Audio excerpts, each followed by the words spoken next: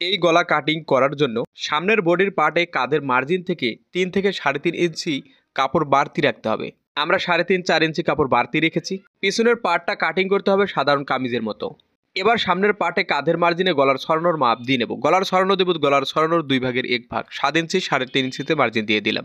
এই 3.5 ইঞ্চি মার্জিন থেকে আমরা কলারের চওড়াটা যত ইঞ্চি দেব তার 2 ভাগের 1 ভাগ মার্জিন থেকে সামনের দিকে বা কাঁধের দিকে একটা দাগ দিয়ে নিতে হবে এবং ভিতরের দিকে একটা দাগ দিয়ে নিতে হবে অর্ধেক, এবং 2 দাগ বরাবর আমাদেরকে মার্জিন টেনে নিতে হবে।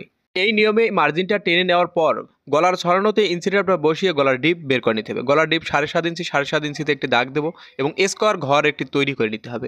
এরপর নিচে গোল গলা দিতে চাইলে গোল গলার শেপ দিয়ে নেবেন, পান গলা দিতে চাইলে পান গলার শেপ দিয়ে নেবেন। এরপর এই মার্জিন বরাবর আমাদের কাটিং করে নিতে হবে। তো আপনি যদি আমার এই পেজে নতুন হয়ে থাকেন অবশ্যই পেজটা ফলো করবেন, যাতে আমার নিত্য নতুন সুইং টিপসের ভিডিও খুব সহজেই পেয়ে যান। এই নিয়মে প্রথমে